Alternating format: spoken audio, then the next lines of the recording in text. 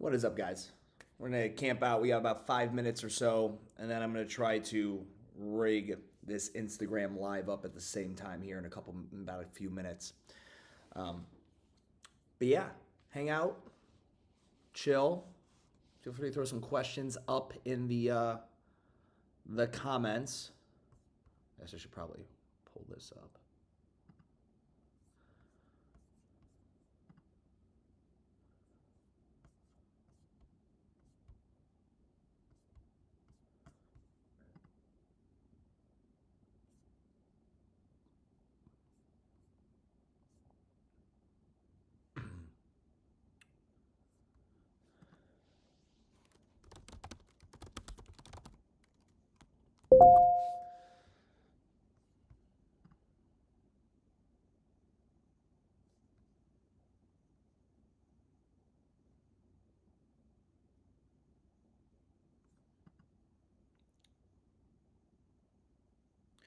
Yeah, I've got no idea why it transcribes on Facebook.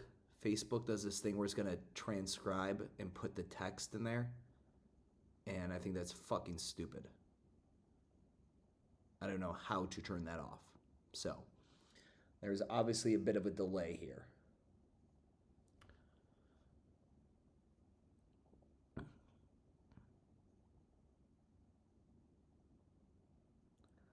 How do you turn that shit off?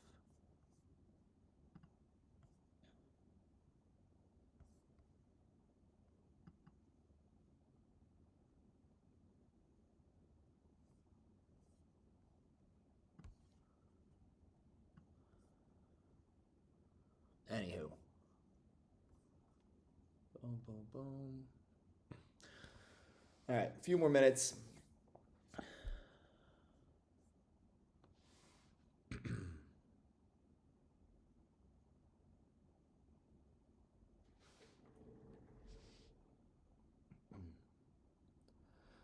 All right, Instagram, I've got you as well. Hopefully you're able to hear this. I'm running this, which is a streaming service to Facebook, and then I just rigged you guys up here.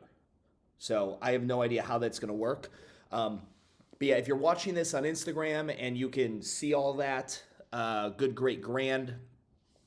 If you can't, and this is just a failed experiment, then that'll be much like my night watching the Browns. So settle in. I'll do my best to look at the questions. I'll try to save like 5 or so minutes at the very end for any questions that pop up. But essentially, yeah, this is what we're doing. So Instagram, if you're joining in, which my assumption is Instagram is going to be way more into this. And the only reason I didn't do this on Instagram, you guys are going to see the screen sharing capacity that this software I have uses.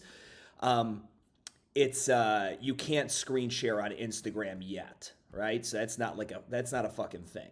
But anyway, we got a few more minutes here, kids. So just bode with me. How's everyone doing? Boom. Yep. All right, about 60 more seconds, and we're going to get rocking and rolling. Let's see. Boom. Make sure I move this over so you guys can see it well, because I'll be doing a screen share. Cool. All right, so let's give it, 45 more seconds or so, and then we'll get into this. We'll start it right at 8 p.m. Anyone who's hanging out and joining, thank you. I appreciate it. Grab yourself a quick cocktail. We'll have plenty of time to finish them. Yeah, thank you. Hey, Instagram, can you guys hear me good? Can you guys hear this? Awesome. Nicole, how you doing? Boom. Let's see. Awesome. Thank you, Nicole. Nicole, I heard you had a very good conversation with our mutual friend Sean Pastuch recently. I had a podcast with him today. He was saying very good things about you, which I obviously already knew. But yeah, I love that all the people I consider like winners in this circle like hang in like similar ecosystems. All right, 8 p.m. Let's fucking do this. So, guys, thank you so much for jumping on. I'm going to make this really quick. I've got a Browns game to watch and my edibles. I don't want them to kick in yet. So, hey, let's talk about this. The fourth quarter. Okay, so check this out. This is why the fourth quarter sucks. Those of you that are not in the United States, this will not apply to you as much. But for those of us that do, we all understand that generally October, November, and December are typically probably the slower months for most gyms. Now, many of you guys will be an outlier and you'll have awesome stories with growth months during there, and I love that. You are an outlier in that scenario though, okay? Now, when we think about why the fourth quarter sucks, it's pretty simple, especially in the States. We have the highest amount of holidays within that 3-month period, and I'm also including like New Year's Eve and New Year's Day in that fourth quarter, even though technically that's quarter one of the new year. But we have the most amount of holidays. Generally, we have the highest travel schedule. Now, COVID's changed a bit of that, but I still anticipate a lot of travel happening between Halloween and the first of the year. Additionally, within that holiday schedule, you also have things going on. Like how many of your members, Ninas and grandpas and pawpaws and their older relatives, they might be a little hesitant. Like they might not want to come into the gym there during this time of the year. Maybe they're fearful with the vax or the COVID or the whatever, and being around a bunch of people on a regular basis before seeing their older relatives might be an issue, okay? But school is back in session, so any of you guys who have parents as in your main demographic, these kids might be into sports, which means the parents can't come in as often. There's a lot going on from just actual cultural events, but the main thing you got to think of is from a marketing perspective. Guys, credit card balances in the fourth quarter are the highest, and calls to action are also the fucking highest. You got Black Friday, Cyber Monday, fucking Tickle My Taint Tuesday, spend money on Wednesday, Thursday this, buy a black dress for New Year's Eve, get my nachos for a Super Bowl party, but rep your fucking city on a Sunday football game, buy tickets to this. There are so many calls to action. You, me, and your customers are gonna get hit with more asks, more marketing asks from companies to spend their money over the next 3 months than they will the rest of the year. So when you combine all those things, it should be no surprise to you that the fourth quarter is a little bit difficult to get new money in the door. So what I want to talk to you about today is, getting existing money that's already there and adding to it, or how we're also going to organically and passively hopefully get some new money from new members in through the door. Because just because the fourth quarter is tough doesn't mean we stop trying our organic marketing, our guerrilla marketing, our paid marketing. But I want us all set expectations. But I have gym owners like, man, November really sucked for me. I'm so surprised by that. Like, you've been in business 6 years. How the fuck are you surprised that November's slow? Like, how is that news to you? Okay, so let's go ahead and let's progress. All right, fourth quarter goals. At a fucking minimum, net zero, right? Like my gym, Urban Movement, we are such a transient state where nobody is from this city. So everyone travels and leaves. And with that being said, very few people are joining a new fitness program during the fourth quarter. So my goal historically during the fourth quarter was to grow slightly, but at the worst, net zero. Right? If I just didn't grow at all, I just kind of flatlined, I didn't lose anybody, I would still consider that coming out of it somewhat unscathed, okay? Now, maximum, obviously net positive. Grow in positive numbers throughout the fourth quarter, which would be fucking awesome, and that's what hopefully these plays will help you with. Additionally, realistically, we want to survive the cancellations and the holds. Those of you guys who don't have solid policies in place for cancellations and holds, get that shit together. We want to encourage referrals passively. See that red arrow with passive?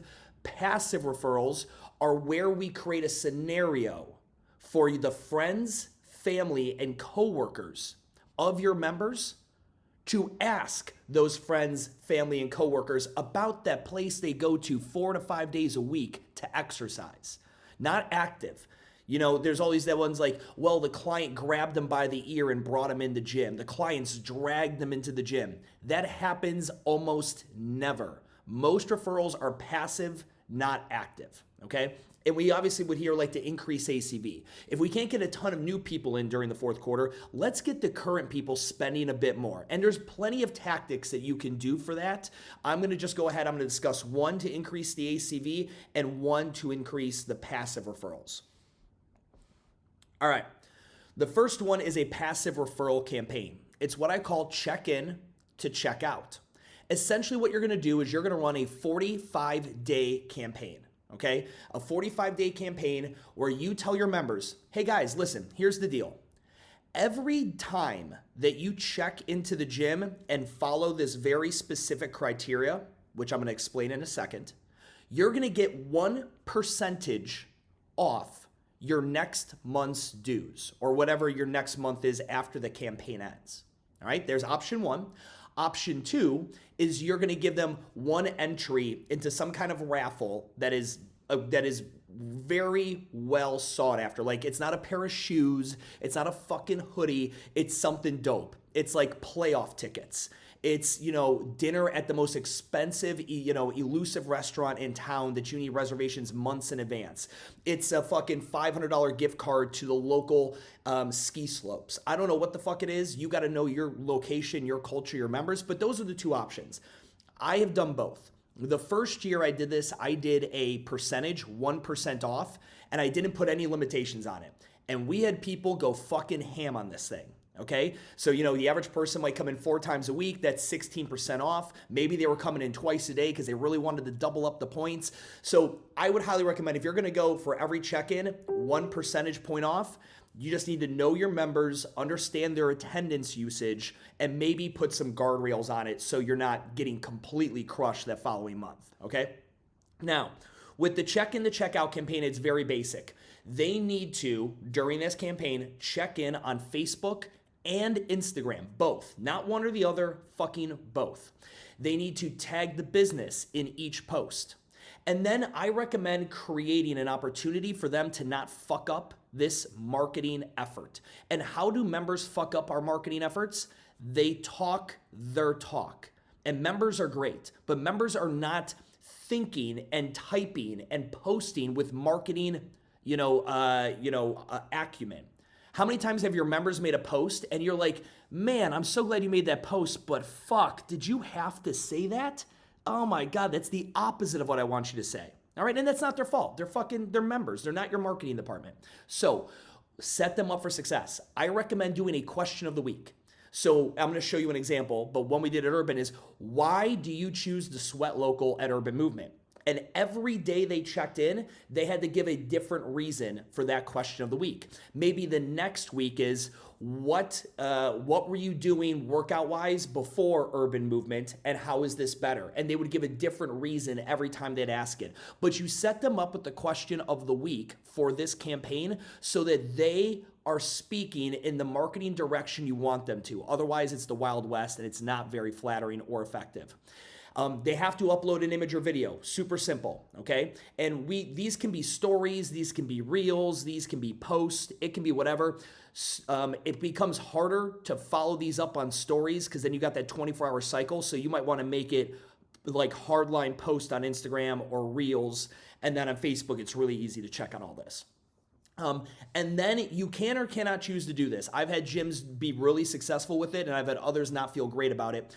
But you have an optional call to action. So you can tell the members, hey, you got to check in on Facebook and Instagram. You got to tag the business. You got to answer a question of the week. You got to post a photo or video. And then finally, use this link. This is our new front-end offer link that we're doing. We'd love for you to share with them, or share the website, or share the contact page, or tell people to DM us if they want to try a free class. Come up with a call to action if you'd like. Just the more criteria you give them that is extra, like this whole link thing, the less likely they are to maybe get into it or do it well. The other stuff, tagging, uploading a photo or video, answering a question, they're all savvy enough on social media to do this. Now, if you have clientele that's not savvy on social media, like you tell me all your clients are 50 years old and they don't do dick on social, then this campaign might not be great for you, okay? That is the check-in to check-out campaign. Moving along. This is a demo of what this would look like. So real quick. Boom. So check this out. This is one I did just as a sample for you guys. I sweat local and urban movement because of this right here. This is a picture my gym took of me at the end of an awesome workout, giving fist bumps to one of my friends. Life can be hectic, workouts can suck, but I love getting together with my crew and hitting it hard. Definitely come give them a try if you haven't. So that was the call to action. Come give them a try. Right? And then maybe give, hashtag check in to check out or whatever, we have hashtag sweat local and urban, right? So this would just be a good example. Like this is a photo that a client can just find that you've taken of them and all the cool photo shoots you're doing, because I give you guys that advice to do that all the time. Or it could be something what we call CGC, consumer generated content. They could take a picture of their sweat angel. They could take a picture of the calories they did on the rower. They could take a picture of their barbell. They could take a picture of them. They could take a picture of them and their swole mate. I don't care, but the images don't matter as much as the copy. That's why we set them up for success with the question of the week. All right, moving along. The next one, stocking stuffers, gift cards, and secret Santas.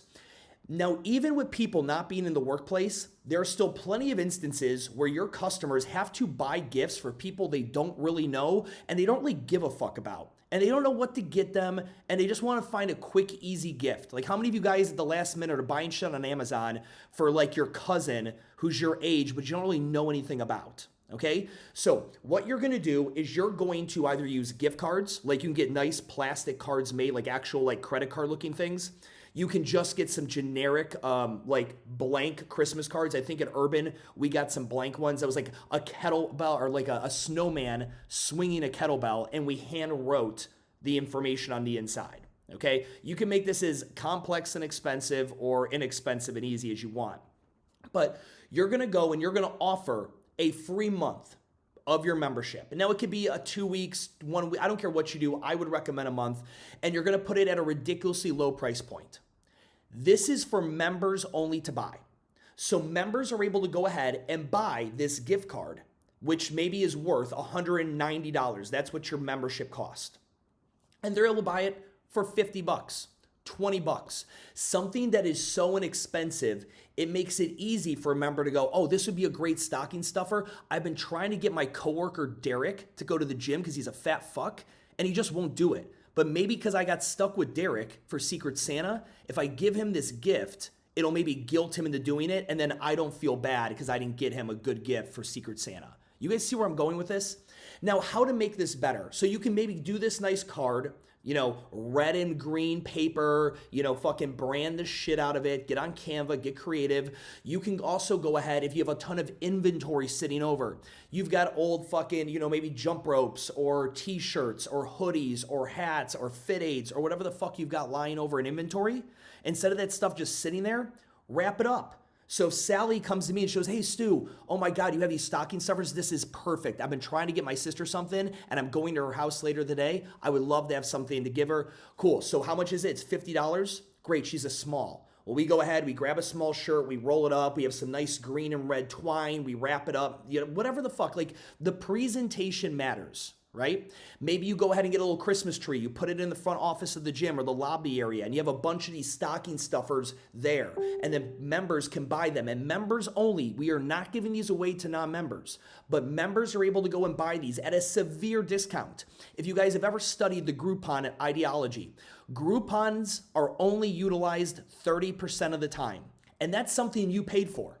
So when you give someone a gift card, guess what? That, like, let's say 100 people buy these from you at your gym, which would be insane if you had 100 people to buy it from you, but which would also be really dope. If 100 people bought this from you, you could expect far less than 30% to ever redeem it.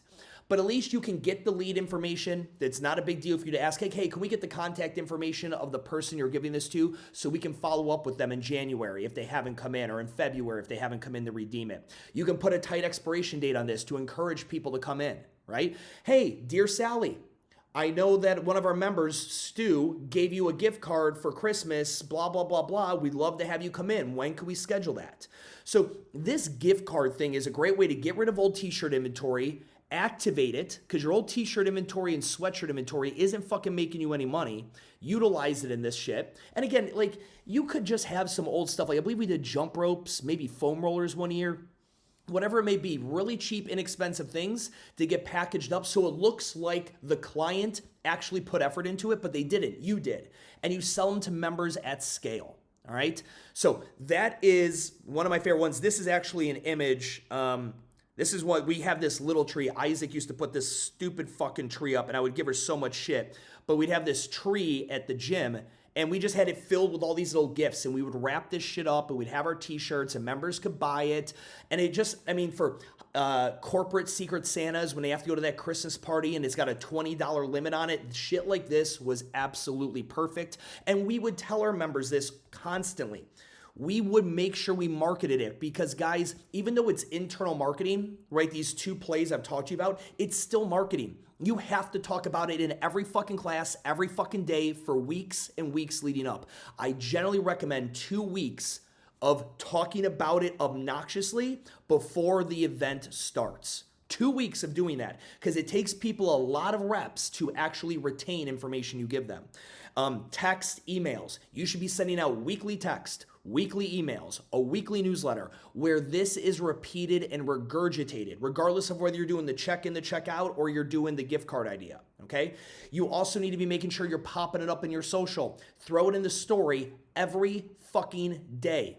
Put it in the gallery of your Instagram once a week. Post it to Instagram 2 to 3 times a week. Guys, you just have got to make internal marketing effort. I've given this to gyms, and they're like, I did it, Stu, and no one bought it. And then when we actually have a conversation about it, they barely talked about it. Like the owner talked about it, but none of the coaches did, right? Like, make some cute reels, right? Like, those like, what to get someone when you don't know what to get them, and show someone, do something fucking trendy and cute on Reels and TikTok. There's a lot of shit you can do with this. The point is, if the fourth quarter sucks for you, you can sit back and take it and be like, yeah, the fourth quarter sucks, and just accept that. Or you could try some shit, all right? And I'll tell you, the people who make this and are like, yeah, that's actually a great idea, they put in the effort. These are not like home run plays that fucking sell themselves. You gotta work on it, okay, guys? So you've got the passive referral where your friends, family, and coworkers of your members are going to see them making 16, 12 different posts per fucking month, hopefully, and they're going to go ahead and hopefully become more inclined to contact you or check you out, and it'll cost you a little bit, 16% if they do it 16 times if you're doing the percentage. Or maybe you're going to do 16 entries into a raffle for something super fucking dope, box tickets to the basketball game, whatever the hell it may be. You got to know your market and your audience and what they would want. And then you've got this. Get rid of some inventory, sell some really cheap memberships. Majority of people won't redeem them, but at least it's got cash coming in, increasing your average client value, and it's allowing you to try to activate it in a different way. Beggars can't be fucking choosers, people. If you don't have enough money coming in your business, you don't have enough members, you got to try new shit out. Questions? What's the beverage choice? This is a pumpkin beer. It's fucking delicious. For a PT first and PT heavy gym, does a free week still have the appeal? Probably not. If you're a PT first gym, you generally PT first. This is the bottleneck. Marketing is more difficult.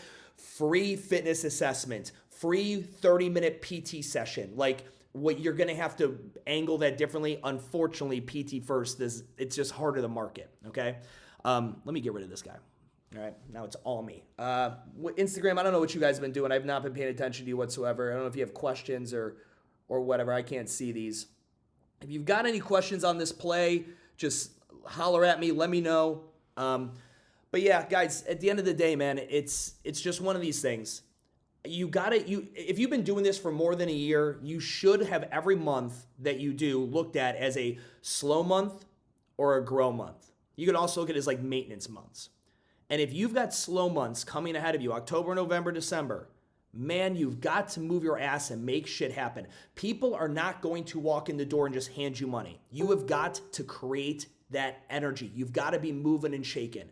And I really hope that these ideas might get some of your brains started. Guys, I've got a course on this entire thing in a very deep dive play that is dropping inside of Micro Gym University here in the next 2 weeks. So if you're not enrolled in Micro Gym University, very simple plug. $50 a month, you get access to fucking 25 plus hours of courses that I've made to make you a smarter micro gym owner. Cancel at any fucking time. Go to the link in my Instagram bio. But I'm telling you, if you and your team could use some business continuing education, maybe don't spend that $400 on a kettlebell cert or going to fucking Madison for the CrossFit Games. Drop 50 bucks, down like fucking binge watch my shit instead of Squid Games, and then cancel. I don't give a shit. I just want smarter micro gym owners out there. All you fuckers work hard. I do believe that, but very few work smart. And I'm just trying to level that up for you guys. All right, guys, I fucking love you. Browns, let's go. Thank you so much for tuning in. I'll see you.